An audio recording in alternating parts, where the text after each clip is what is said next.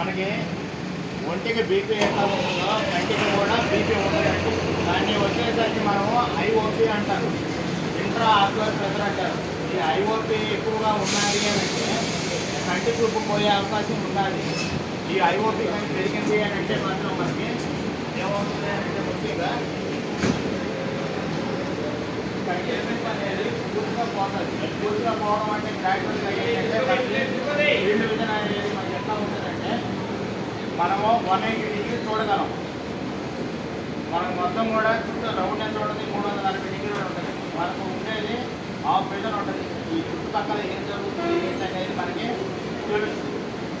కానీ ఆ చూపు అనేది ఏమవుతుందంటే గ్లకోమా ఎవరికైతే ఉంటుందో దాన్ని నీటి కాసులు అంటారు.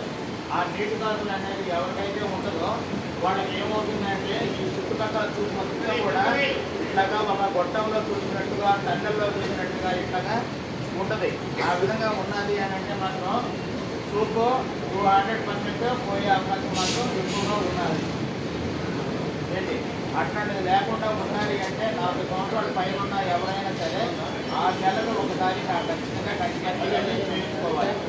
అట్లా చేయించుకోకపోయినట్లయితే మనకి ఏమవుతుందంటే కంటి చూపు గ్లకోమా ఉన్నదా లేదా అనేది తెలియదు. ఓకేనా?